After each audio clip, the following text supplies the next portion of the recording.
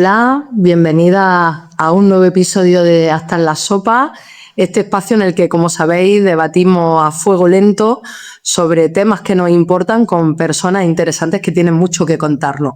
Hoy, además, tenemos con nosotras a una persona que es muy importante para nosotras. Él es profe de latín, fue dirigente de Izquierda Unida en Andalucía en ese periodo convulso hasta el año 2015 y después se volvió a su instituto en Aracena hasta que hace relativamente poco, hace apenas un año, volvió a la primera línea política y lo hizo por la puerta grande. Hoy tenemos con nosotras a Antonio Maillo. Antonio, bienvenido. Encantado, Tony. Un placer verte y además hacerlo de una manera original como lo solemos vernos. Pues Antonio, lo primero que quería comentar contigo, porque bueno, estamos un poco de celebración, ¿no? La semana pasada vimos cómo anunciaba que habíamos conseguido sacarle al Ministerio de Transportes que la estación de trenes de Córdoba llevara el nombre de Julio Anguita. Y bueno, reflexionábamos, ¿no?, de cómo una figura como Julio ha trascendido a la propia Izquierda Unida y genera el reconocimiento y la identificación de muchísima gente, incluso gente que nunca ha votado Izquierda Unida ni se le ha pasado por la cabeza. Vamos a poner un corte muy breve de un vídeo, de uno de los últimos vídeos que grabó Julio Anguita antes de fallecer. Cuando la gente del pueblo abandona un puesto, ese lo ocupa inmediatamente gente de la derecha. Hurtar el esfuerzo, quitarse de en medio no sirve para nada, porque cuando venga esa gente de la derecha te van a subir los alquileres, te va a subir el recibo de la luz, te van a bajar los salarios y sobre todo te van a aumentar la jornada de trabajo o las horas extraordinarias que después no te las van a pagar. Lamento tener que decir esto, pero esta es la situación y en ella tenemos que vivir y trabajar y encima con ilusión para intentar conseguir al menos una España que mañana sea más habitable que la que hoy tenemos. Qué importante esto que decía Julio, ¿no?, sobre la necesidad de una izquierda pegada al terreno y que sea útil para transformar las condiciones de vida de la gente. ¿Qué aprendizaje o qué lecciones de vida sacas de Julio y de todo aquel periodo en el que lideró Izquierda Unida y, bueno, después de liderar Izquierda Unida siguió siendo una persona referente para toda la gente de bien y la gente de izquierdas? ¿Qué aprendizaje sacas de Julio? Tú sabes que yo soy de Córdoba, de Lucena, y por tanto, a los que somos cordobeses, Julio es un referente desde mi infancia, cuando era el alcalde de la ciudad, un alcalde comunista en Córdoba. Y además visitaba los barrios cada vez que había debate presupuestario y a los barrios iba a decirle si había dinero para inversión y mejoras de sus demandas o si no la había. En ambos casos para explicarlo. Y el utilizar la pedagogía política y la transparencia creo que fue una de las primeras aportaciones cuando muy poca gente lo hacía. Después hay un Julio que es el que se bate el cobre por las carreteras de Andalucía con Convocatoria por Andalucía, que es el germen de lo que después será Izquierda Unida, y que tiene un aprendizaje para mí fundacional, para un joven de apenas 18 años, que había que hacer otra política y tener otra forma de hacer política. Es decir, no bastaba solo con un planteamiento alternativo y de modelo de sociedad, sino también que esa transformación se tenía que hacer con una forma diferente de hacer política a la que se hacía tradicionalmente. Y yo creo que 40 años después sigue vigente esa reivindicación. ¿Sabes por qué esto? Porque se ha mejorado y ha cambiado mucho la forma de hacer política, pero no siempre se ha cambiado para bien. Ha habido una gran impostura en el campo de la expresión política con reivindicaciones de nuevas formas que, lejos de haber aumentado los procesos de transparencia, democratización y socialización de las decisiones, la han jerarquizado. Y yo creo que esa reflexión es una de las aportaciones que hace que el pensamiento de Julio Anguita siga presente en esa frase que te decía, no solo una política diferente, sino otra forma de hacer política. Y en tercer lugar, en esa intervención que has extraído, habla de algo que fue fundamental en su discurso, hablar de lo concreto, hablar de las consecuencias que tienen nuestras decisiones y apelar a la inteligencia colectiva. A mí me parece que ese es otro elemento que sigue estando pendiente en la política, que es respetar la inteligencia de la gente y que esta marketización y espectacularización de la política ha desnaturalizado. Así que el hecho de que se inaugurara, de que se anunciara la próxima inauguración con el nombre de Julio Anguita a la estación de Córdoba también nos dice algo que tú has dicho muy importante, y es que la figura de Julio trasciende Izquierda Unida y el Partido Comunista, del que fue secretario general y coordinador federal, y también trasciende de la ciudad de Córdoba. Y si es un patrimonio de la ciudad de Córdoba transversal, no te encontrarás a nadie en Córdoba que no se haya alegrado de esa medida, y te garantizo que mucha gente no votó nunca a Izquierda Unida.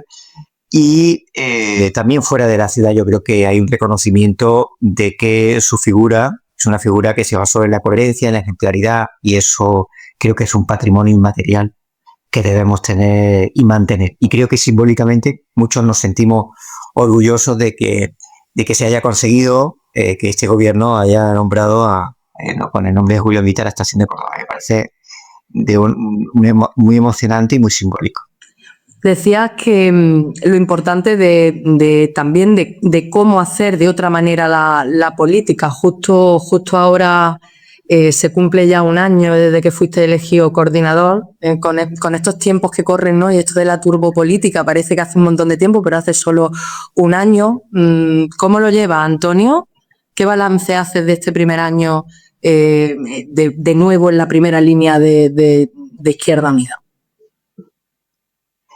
Vamos a ver, ha sido un año intensísimo y no digo ninguna novedad. Sabes que siempre he tenido una posición casi de disidente, ¿no? Es decir, y dice uno, pues menos mal que era disidente para tener máximo responsable de una organización política.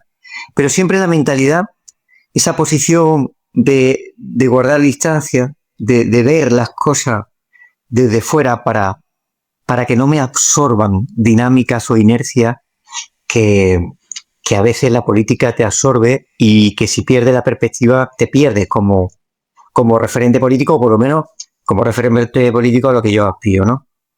El año ha sido muy intenso y muy duro, pero tengo que decirte que celebro una cosa que para mí es muy importante, que es cumplir lo que dijimos que íbamos a hacer.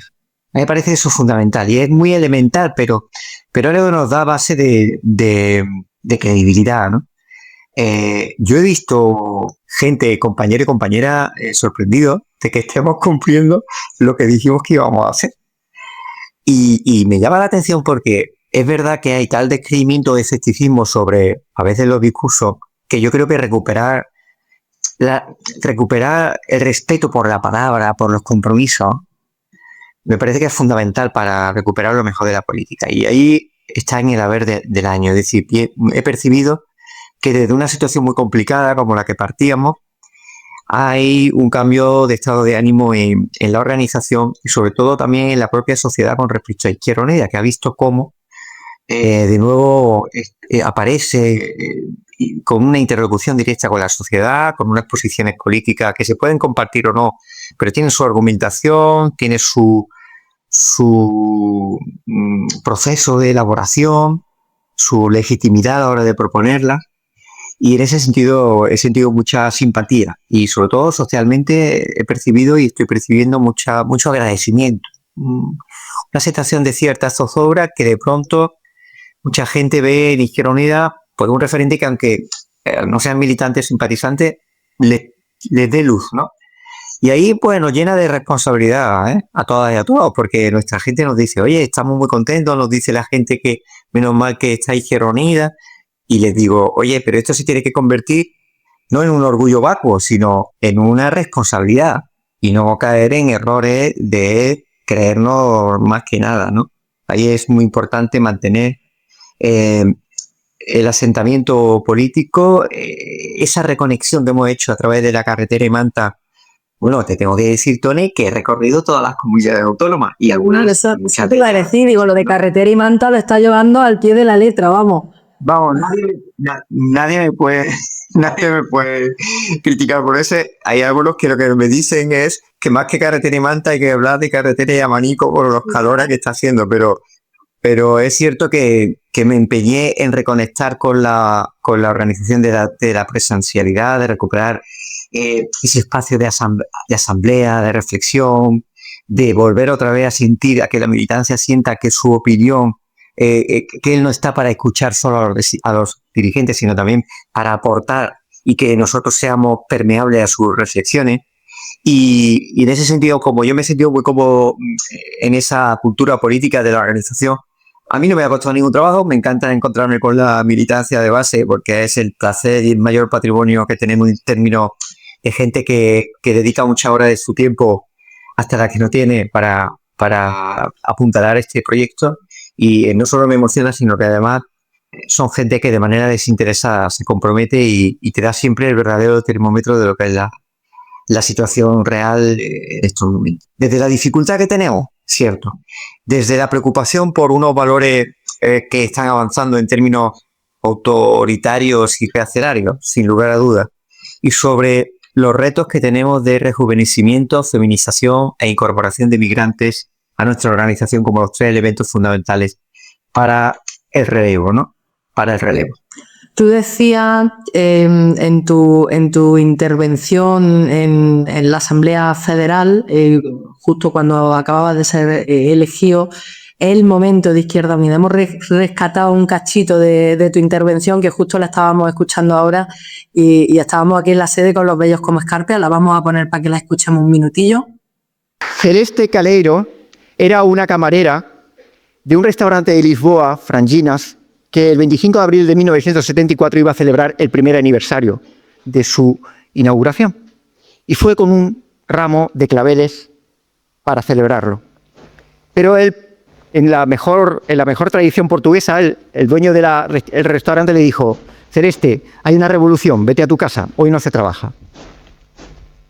Y Celeste se volvió, y en el camino entre la Rúa Augusta, para los que lo conozcáis, una de las ciudades más bellas del mundo, de Lisboa, entre Rúa Augusta y el lago do Carmo, se encuentra a los soldados de la columna de Santarém que llevaba el capitán José Fernando Maya, capitán Maya, y el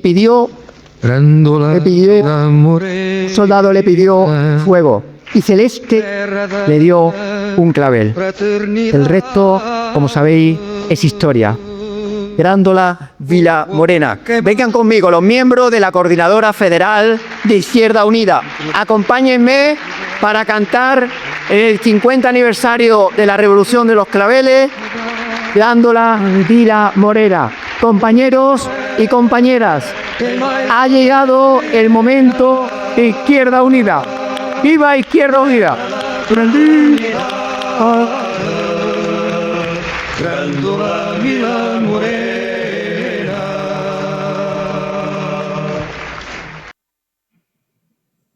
Ha llegado el momento de Izquierda Unida. Hay una cosa, Antonio, que tú has dicho muchas veces y que a mí me parece que probablemente es uno de los principales retos que también tiene la forma de concebir y de entender la militancia en el siglo XXI, que tiene que ver con conciliar la militancia con la vida, ¿no? Y con los cuidados de las personas a las que queremos, con el autocuidado. ¿Lo estás consiguiendo, Antonio? Bueno, yo me he planteado que no va a haber renuncia al cuidado, sobre todo de la salud. O sea, lo tengo claro porque entonces ya no soy ni útil ni siquiera en la política, ¿no? Hay una cuestión que tenemos que ir resolviendo, porque ahí tenemos una reivindicación de los cuidados, de la conciliación, pero después el grado de exigencia nos hace olvidar esos límites y ahí no estamos resolviendo. Y ahí hay una tradición en la propia izquierda, que siempre hablábamos, bueno, desde siempre, ¿no? Se hablaba de la reducción de la jornada laboral, pero supongo que para los demás, porque la gente se daba un ajuste de trabajo que desatendía a la familia, desatendía su vida personal. Y estoy en un empeño consciente de armonizar eso, porque si no, no voy a ser útil para la organización. Y a veces con más dificultad, a veces con otra, bueno, pues lo intentamos conciliar. Sobre todo tengo un problema que no es la cuestión de hora de trabajo, de viaje, sino la alimentación, en la que, fíjate, voy a contarlo hoy públicamente. Yo siento una profunda empatía por las personas que tienen discapacidad o dificultad en la movilidad, porque yo me siento en una ciudad cuando viajo, cuando estoy fuera de casa, tengo que comer, me siento como una persona que tiene muchas barreras no arquitectónicas, sino nutricionales. Es muy difícil comer sano fuera. Es muy complicado.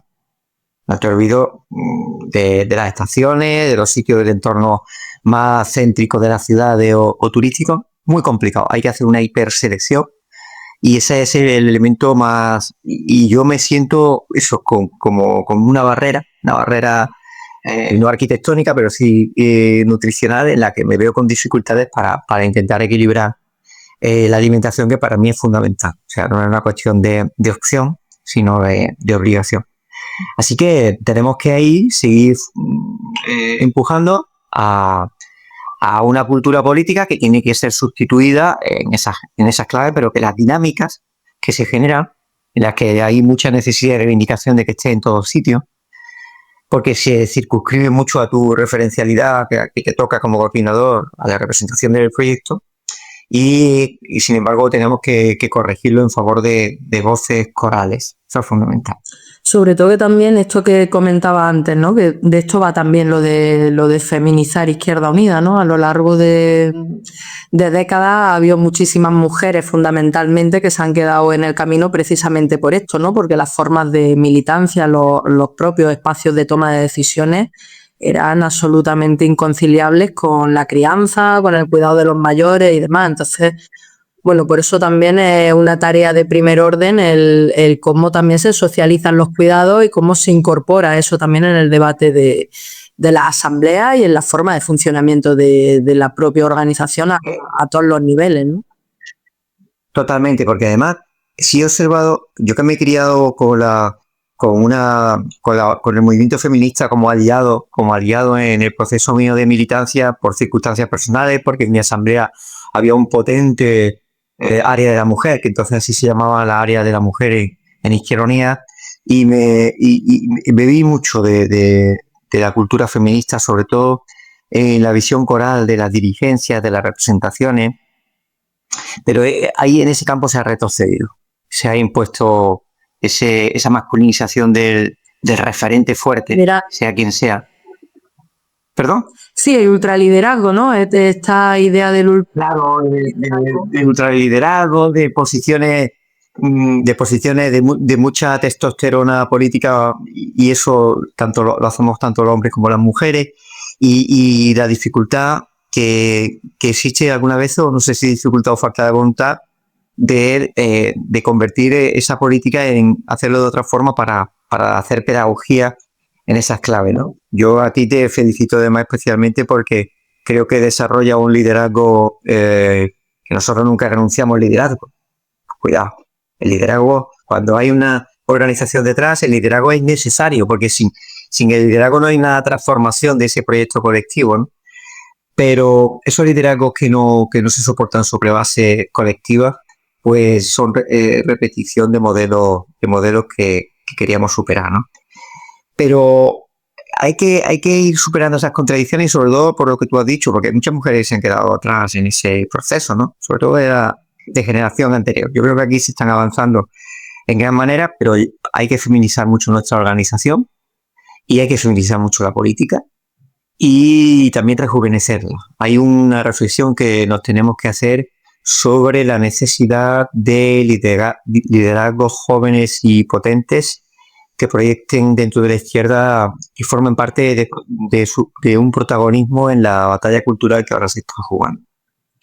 Sin duda, pues, y dejarle hacer, ¿no? Que también muchas veces, ahora que... Claro, es que lo decía el otro día en Barcelona, oye, hay que promover a unos jóvenes extraordinarios que hicieron unos discursos maravillosos, realistas, empáticos con los jóvenes actuales, llenos de credibilidad. Déjenlo que se equivoque. déjenlo que se equivoque, ¿no?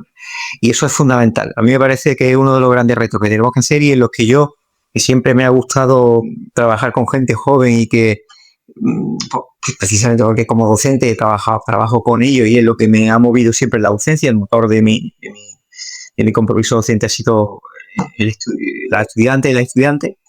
Creo que es muy importante que adopten posiciones de liderazgo en estos momentos. Y porque además se mueven en un contexto donde probablemente es donde ahora mismo se están dando los mayores niveles de desafección política, por eso también es tan estratégico el trabajo que ellos puedan y ellas puedan liderar ahí. Vamos a cambiar de tercio, Antonio. Uno de los temas que probablemente más quebraderos de cabeza nos viene dando en los últimos años y también de lo que más titulares ocupa, tiene que ver con la política de alianzas, ¿no? La semana pasada veíamos que Ione Belarra salía, diciendo que para sentarse a hablar con Izquierda Unida de cara a la próxima cita electoral en Andalucía, Izquierda Unida tenía que salir del gobierno. Me gustaría que pudieras compartir cómo ves el tema en este momento y qué valoración haces también de esta deriva que ha cogido Podemos y que pone en riesgo también el futuro de la alianza de cara a las próximas citas electorales.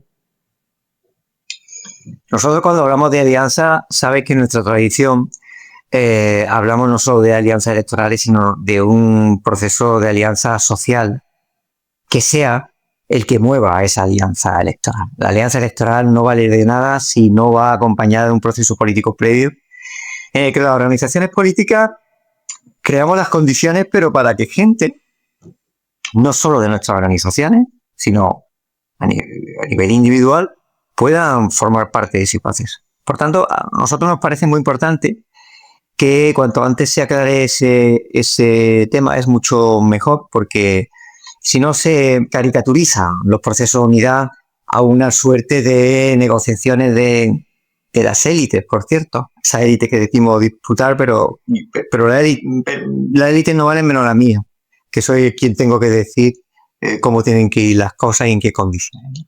Entonces, en ese sentido, no procede, desde mi punto de vista, un diálogo de condicionantes, sino un diálogo de debate político. ¿Qué vamos a hacer? ¿Qué modelo de país tenemos? ¿Qué vamos a ofrecer para resolver el grave problema de la vivienda que se está comiendo absolutamente todo en términos de renta del trabajo y de la vida?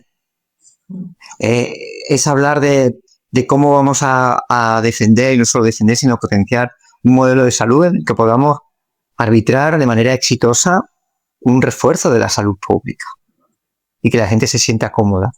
O cómo asegurar, Málaga, por ejemplo, pero también en otros sitios, el gran agujero de las necesidades educativas especiales que se estaba abandonando por los gobiernos del Partido Popular en las comunidades autónomas.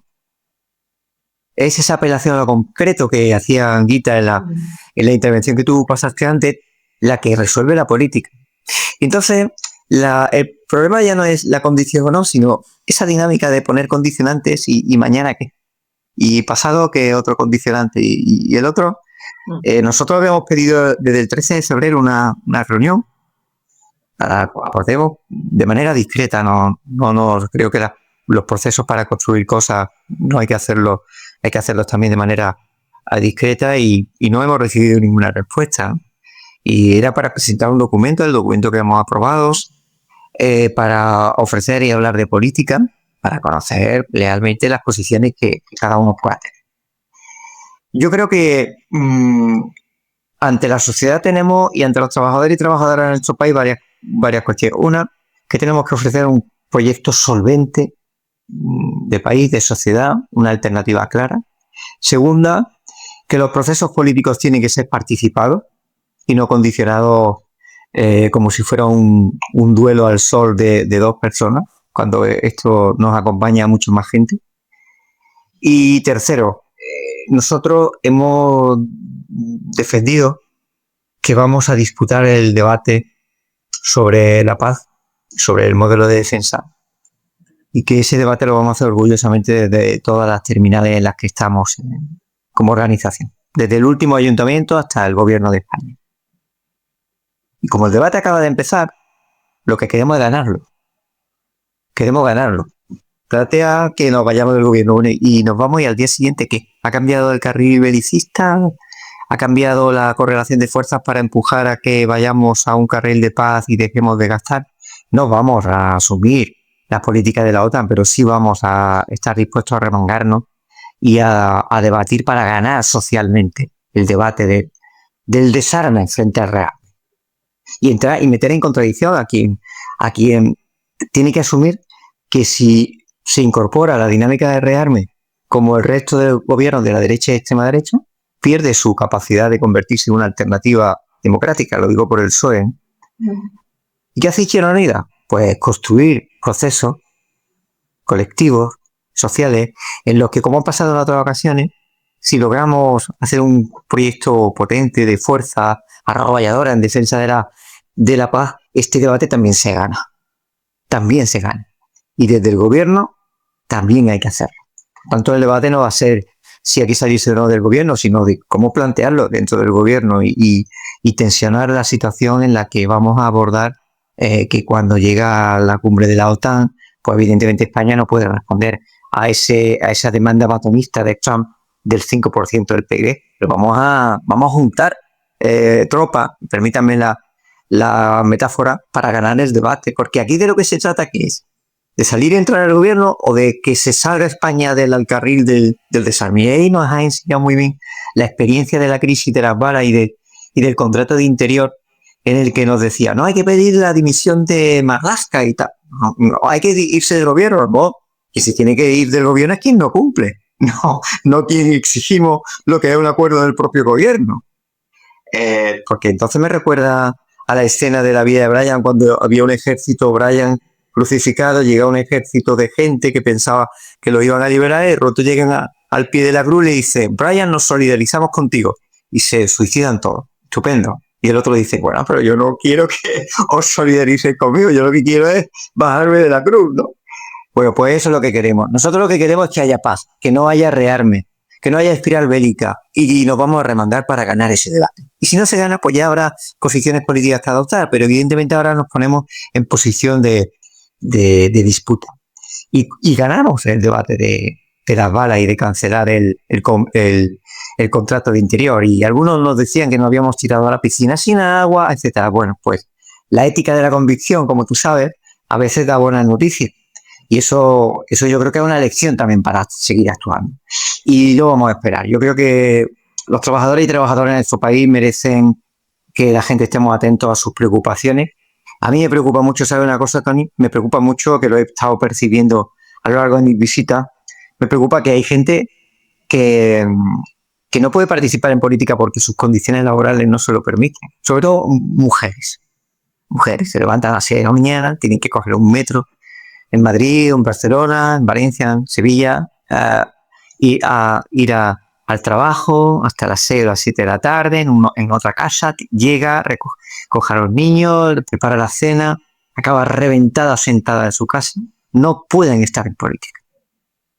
Y a mí eso que me está pesando, porque lo estoy percibiendo como un perfil entonces no podemos convertirnos, quienes estamos en la política, una suerte de gente que nos permite en nuestras condiciones estarlo, y no enganchando a quienes, o no pensando en quienes tenemos que estar, que aunque ellos no puedan estar, sientan que hay otros que estamos por ello defendiendo sus intereses. Y creo que cuando cada mañana nosotros pensamos en personas concretas que sabemos de su precariedad, de las dificultades, del entusiasmo de lucha que tienen, a pesar de las carencias, yo creo que el marco de debate político se suaviza mucho y se resuelven muchas cosas. Cuando se aleja uno de esa dinámica, pues está, pues eso, el salseo de la política, que no tiene que ver con los intereses de la clase. En esa hoja de ruta de Izquierda Unida que ha explicado, ¿no? En defensa de la paz, el papel principal o fundamental que tiene el desplegar un movimiento popular en defensa de la paz, ¿no? La convocatoria de movilizaciones que hay prevista la semana que viene, el próximo sábado en Sevilla y en otras ciudades, y la importancia de obviamente utilizar todas las herramientas que tenemos a disposición dentro del gobierno, en el grupo parlamentario, pero fundamentalmente desplegando toda esa fuerza de movilización en defensa de la paz. Yo creo que esta semana pasada también se producía un avance que llega tarde y que Izquierda Unida lleva un año exigiéndolo, ¿no? En torno a la exigencia al gobierno de España de que rompa relaciones con Israel y se produzca el embargo de armas. La semana pasada se produjo ese inicio de tramitación de la ley en torno al embargo de armas, y ayer también había declaraciones del ministro de Exteriores en relación a este tema, que esto es gracias también a esa presión que se está ejerciendo por parte de los movimientos sociales y por parte también de Izquierda Unida en el Congreso de los Diputados, en el Gobierno y a través del papel fundamental que tú estás jugando. Probablemente en política internacional es donde estamos viendo las contradicciones más flagrantes que se producen dentro del Gobierno. ¿Cuál es o con qué medida o qué conquistas destacarías de la participación de Izquierda Unida en el gobierno, y cuáles son los temas que en este momento te generan más frustración? Tú sabes que nosotros siempre hemos defendido una visión del gobierno global, es decir, nosotros no nos vinculamos al gobierno identificado con el ministerio que llevemos, antes consumo, ahora infancia y juventud, son importantes, pero evidentemente tenemos una visión integral del gobierno, nos afecta la sanidad, la educación, el interior o defensa o trabajo, ¿no? Y en ese sentido es muy importante además transmitir que todo proyecto político no se basa en la parcela de poder que uno tenga en un gobierno, sino en la capacidad de transmitir a la sociedad que todo lo que ocurre en la propia sociedad nos afecta y sobre eso tenemos posición política. En este momento yo creo que evidentemente no se habría reconocido el Estado palestino si no estamos en el gobierno, eso es una evidencia. Y como estáis viendo, igual que se han modificado posiciones políticas en otros asuntos, también se está modificando en política internacional, donde antes se desdeñaban las peticiones históricas que tenemos de ruptura de relaciones con Israel, y ahora ya se está abriendo camino no solo en el gobierno de España, sino también en Europa. Y a mí me parece que toda esa pedagogía que se consigue con algo que yo aprendí con la legislatura anterior, ¿no? Que era que aprendimos con lo del gobierno de coalición, que es porque la trinchera no solo está en el Parlamento, sino que también un gobierno puede haber una discusión y normalizar esas discusiones. A mí me parece que ese es el gran aprendizaje de los gobiernos de coalición, y la clave está en cómo estar y en cómo plantearlo, ¿no? ¿Qué frustraciones tenemos? Pues la frustración que tiene toda parte minoritaria de un gobierno. Toda parte minoritaria de un gobierno siempre tiene una, vamos a llamarle una frustración estructural. Digo esto porque se nos exige como gobierno que nuestras peticiones se abran camino, pero al ser minoritario tenemos más dificultades de que esas peticiones sean íntegras tal como nosotros los planteamos. Y eso genera una frustración porque la sociedad te exige como si fueras el dueño del gobierno o el mayoritario, y sin embargo la correlación de fuerzas nunca nos favorece para conseguir los máximos, ¿no? Es decir, por ejemplo, ahora en la OPA, Sabadell, BBVA. No sé, si nosotros hubiéramos sido un gobierno con una mayoría de Izquierda Unida, ahora mismo lo que estábamos hablando, el gran debate en España habría sido construir una banca pública y hablar del crédito, no sobre si te lo da el Sabadell porque es más pequeñito o el BBVA porque es más grande, sino porque una banca pública se obedece a unos intereses que no son intereses de los accionistas que lo conforman en los bancos privados, ¿no? Entonces ese marco de relación en el que se producen muchas veces los debates, pues a veces genera cierta frustración. Las reivindicaciones justas que nos hacen colectivos de pensionistas, la política de vivienda en la que nos gustaría llegar a un marco y un cambio de paradigma mucho mayor del que se está produciendo, porque estamos convencidos de que eso abriría una puerta a la resolución material de los problemas antes del final de legislatura.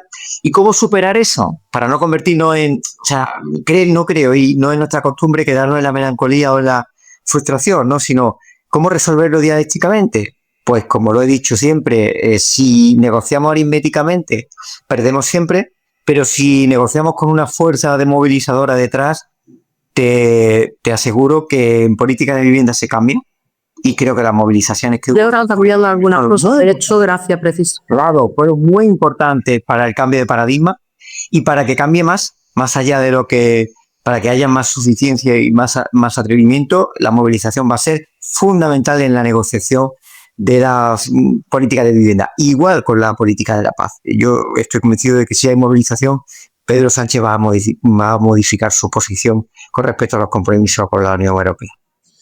Pero hay que dar la batalla, no se puede esto quedar en Twitter de 140 caracteres, ¿no? Es que hay gente que piensa que militar es darle al like. Mira, no, militar es currarte, como sabéis que tenemos miles de militantes que echan muchas horas sin que nadie lo sepa, forjando alianzas, llamando a gente, haciendo proselitismo, convenciendo, participando en la asamblea de vecinos, interviniendo hasta en un documental de cine. La militancia en las plataformas Mareas Verdes, la militancia se hace con el testimonio y la recuperación de las complicidades emocionales, si me permite la expresión. Eso es fundamental, porque uno de los retrocesos que tenemos es pensar que desde un campo de fútbol en el que las reglas del juego lo han marcado otras y te la pueden cambiar en cualquier momento, vamos a ganar el partido. El partido lo ganamos si estamos en nuestro campo de fútbol. Y ese campo de fútbol se llama complicidad, trabajo de campo, orgullo de militancia y también en territorios hostiles, ¿no? Como en las redes sociales. Evidente que forma la batalla, pero no solo en ella, porque entonces tenemos la batalla perdida. Una de las cosas que, bueno, sabes que en Andalucía y en la provincia de Málaga estamos inmersas ahora en procesos asamblearios. Hemos estado en modo carretera manta yendo a asamblea local y probablemente de los temas que más preocupan a la militancia o de los debates más fuertes que está habiendo en torno, por un lado, la desafección política, o sea, esa preocupación de qué hacer para romper esa profunda desafección política que afecta a la gente joven, pero no solo, es decir, el hartazgo con los instrumentos clásicos de participación, entre los que nos incluimos las organizaciones políticas. Y por otro lado, esto que planteaban, ¿no? de cómo dar la batalla cultural en entornos en los que en muchas ocasiones nuestra militancia no está familiarizada, es decir, nos están comiendo la tostada hablando mal y pronto a través de las redes sociales, ¿no? Todo el universo incel, toda la ola reaccionaria y neomachista se expresa en redes sociales de una manera muy particular, no solo en redes sociales. Cuando vamos a la peluquería, a la carnicería o a la pescadería también escuchamos los mismos discursos. Probablemente estos sean de los dos temas que están concitando más debate en este proceso asambleario, más preocupación entre la militancia, dándole vuelta a cómo ponemos en marcha herramientas que nos permitan intervenir ahí. ¿Cuáles cree, Antonio, que son las principales tareas políticas que tiene la izquierda en este momento, en medio de toda esta ola reaccionaria que intentamos surfear, pero que tiene características arrolladoras? ¿Cuáles crees que son las principales tareas políticas? Yo creo que hay que darle mucha importancia a lo que nos dicen nuestros militantes y nuestras militantes en las asambleas, y es que el debate de las redes sociales, aunque no lo es todo, sí tiene un poder multiplicador de tu mensaje. Y eso no hay que perderlo de vista porque marca tendencia, marca posición, y después llegan las colas del pescado o la puerta de entrada de los colegios y se hacen los comentarios que se hacen, ¿no? O sea, la salida del armario de la fachosfera tiene mucho que ver con las redes sociales, obviamente, porque es un espacio en los que ellos que no han militado en su vida yendo a casa por casa, se sienten cómodos. Y segundo, esa batalla comunicativa es crucial en la batalla cultural. Por eso la convocatoria por la democracia que lanzamos era una apelación al cambio del estado de ánimo y sobre todo a un cambio de actitud. A mí me parece que llevamos demasiado tiempo a la defensiva y tenemos que salir a la ofensiva, con orgullo militante y sobre todo con orgullo de defensa de los valores justos que defendemos. Eso me parece fundamental, ese cambio de actitud, porque además eso refleja, ese retraimiento refleja por dónde van las hegemonías en estos momentos, ¿no? Me parece que es una batalla pendiente tremenda. Y el segundo elemento, y quizás más importante, es que tenemos que construir un proyecto político de sociedad, que no lo tenemos. Proyecto alternativo de sociedad que en estos momentos, sinceramente, no lo tenemos actualizado. Creo que es fundamental porque si no hay un proyecto político alternativo, definido, construido, con una referencialidad de que esta sociedad puede mejorar y podemos vivir mejor y podemos vivir con más justicia social, y cómo se hace eso y cuáles son los elementos de debate con el capitalismo vigente, no hay pegamento sobre el que la gente pueda establecer una alianza. Y ese proyecto alternativo, cuando hablo de ese proyecto alternativo, tiene que tener una visión de enmienda a la totalidad.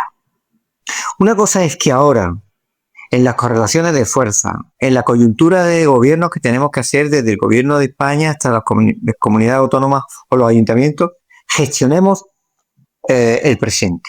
Eso es una cosa. Pero si gestionamos el presente sin tener una perspectiva de proyecto alternativo, nos convertimos en gestores. Por eso es tan importante gestionar el presente para ir introduciendo unas condiciones que permitan acercarnos a ese proyecto alternativo al que tenemos que aspirar y que nunca se nos tiene que olvidar. Y cuando hablo de ese proyecto alternativo, todo proyecto que se precie, no estamos hablando de una inmediatez, me parece un error, ¿no? Es valorar una referencialidad que te permita traducir tu comportamiento diario, que te permita ejecutar una batalla cultural, y voy al tercer elemento, y es que no hay batalla cultural en igualdad de condiciones si tú no detrás de esa batalla no sabes qué es lo que estás defendiendo como modelo de sociedad. Si nos quedamos en el parche, esto puede servir para resolver y resuelve, como estamos resolviendo muchas cuestiones. Digo el parche, enmiendas parciales, mejoras parciales, pero es necesario tener como una referencia utópica, una referencia de sistema al que queremos aspirar y que se puede aspirar. Sin esos sueños, la gente no va a ver un horizonte de luz en las luchas. Y ahora mismo las condiciones materiales y de vida, sobre todo de los jóvenes, respecto al acceso a la vivienda, a las dificultades en el estudio, no están creando las mejores condiciones para participar en política. Y tenemos que evitar de que seamos percibidos los que estamos en política como gentes instaladas. Gentes instaladas. Aquí están los instalados, ya tienen trabajo, tienen casa, tienen un sueldo fijo, y aquí estamos nosotros, ¿no? Y esa dicotomía la tenemos que resolver con una apelación a la militancia de gente sencilla a la que le hagamos fácil militar. Es decir, no podemos tener éxito en las organizaciones políticas si militar se convierte en una carga más añadida a la de tu propia vida. Y por tanto buscar fórmulas flexibles, que militancia sea estar en casa y vayamos a verte a ti, a escucharte, que socialicemos y establezcamos complicidades entre nuestra gente, que sepan que estar militando es también tener el calor y el aliento de gente cuando tienes dificultades. Y me parece que reconstruir eso es fundamental para ganar esta batalla y fortalecer la militancia y las organizaciones políticas, y también batallar hacia afuera, pero sobre todo en la cotidianidad. Creo que es muy importante que nosotros, aunque seamos pocos o muchos, pero que no permitamos que nos ganen en la cotidianidad de los debates. Y eso es muy importante, que nuestra militancia diga, bueno, ahora estoy solo aquí en la cola del pescado, pero me van a escuchar, como me dijo una señora, a mí me van a escuchar lo que dicen las barbaridades que dicen todos los días. Pues sí, señora, así hay que actuar. Y así que hay que intervenir. Y no era militante nuestra, pero me decía que era muy simpatizante y que ella no perdía ocasión de callar a los fachos en la pescadería. Vamos a ir terminando, Antonio. Hay un par de juegos que le hacemos a todos los invitados. Uno es el de la pregunta ciega. En el último programa tuvimos aquí con nosotras a Ana Cortés, que es una activista por el derecho a la vivienda de un colectivo de aquí de Málaga que se llama Un Techo por Derecho, que está jugando un papel importante en la convocatoria de movilizaciones en defensa del derecho a la vivienda que está viendo y demás. Y te dejaba una pregunta para ti. Vamos a ponerla. A ver, Lani. Como yo sé que tú vas a invitar a alguien bueno y que le podemos hacer esa pregunta, yo le voy a preguntar a esa persona ¿cómo podríamos cambiar esta realidad en Málaga? ¿Cómo podríamos cambiar el tema de la vivienda en Málaga? ¿Qué podríamos hacer entre todas o entre todos? El tema de la vivienda en Málaga, en fin, más de 1.100 euros el precio del alquiler al mes, la provincia y la ciudad más vivienda turística. Totalmente. El tema de la vivienda en Málaga es la mayor, o sea, es la encrucijada de todas las contradicciones. En Málaga ahora mismo se está produciendo un proceso de expulsión de las ciudades de su gente. ¿Y qué se puede hacer en Málaga? Y se puede hacer. Primero, la intervención en el mercado. Hay que intervenir en el mercado y poner topes de alquileres en las zonas tensionadas, declaradas tensionadas, que en el caso de Málaga prácticamente se circunscribe a casi toda la ciudad. En segundo lugar, no solo prohibir los pisos turísticos, sino empezar a desmantelarlos. ¿Y cómo? Ahí está el debate sobre la fiscalidad como mecanismo disuasor, que es una fórmula, no tienen por qué ser incompatible, que es hacer que a los propietarios de pisos turísticos se les haga más gravoso y menos rentable tener un piso turístico que alquilar una vivienda a una familia. Y ahí hay que intervenir en clave fiscal sin ninguna duda. Y la descalificación de los pisos turísticos. Creo que desde una justificación de urgencia social, no solo hay que quedarse en paralizar el aumento de licencia de pisos turísticos, sino en empezar a desmantelar los existentes. Y por tanto, creo que en ese sentido hay que fundamentar determinadas posiciones. Y cuarto, desde el gobierno del Estado hay que intervenir con los precios de alquiler. Y por tanto, decir cuáles, según la zona, son los límites de las viviendas de alquiler. Y bueno, nos van a llamar comunistas, pero bueno, al fin y al cabo algo somos. Pues vamos al segundo juego, Antonio. Este ya el segundo y último, ya que ya no hemos pasado de tiempo, siempre nos pasa, El último juego es ¿quién lo dijo? Yo te digo una frase y tú intenta adivinar quién es.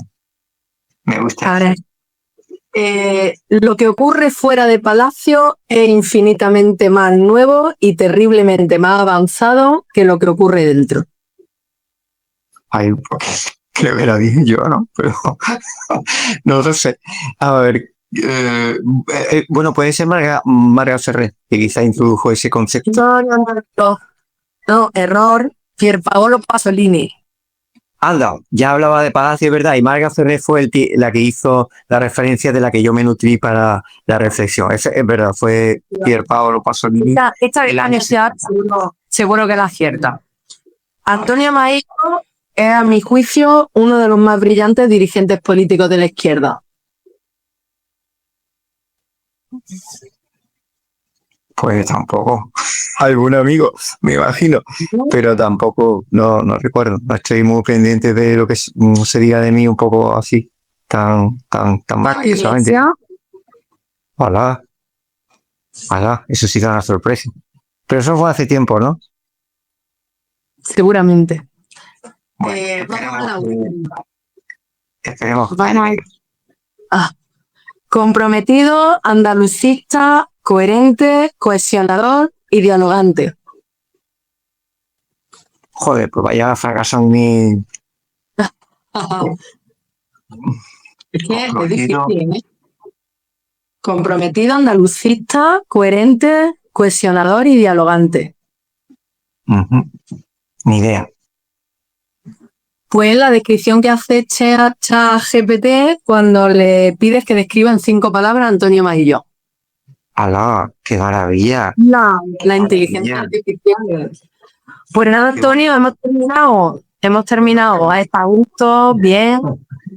Muchas gracias, Héctor, muy a gusto y muy bien, una reflexión pausada que es el campo en el que me siento, En ese sentido es donde me siento mejor para reivindicar los matices, yo creo que es muy importante. La recuperación de la conversación es clave en la sanación social, en la sanación de que aunque tengamos conflictos que hay que generarlo para mejorar la vida, pero también tengamos el tiempo para compartir, dialogar y nos reivindiquen como seres humanos.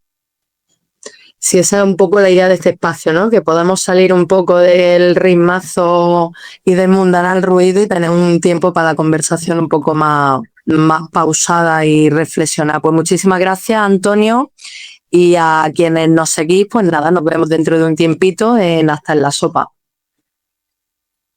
Muchas gracias.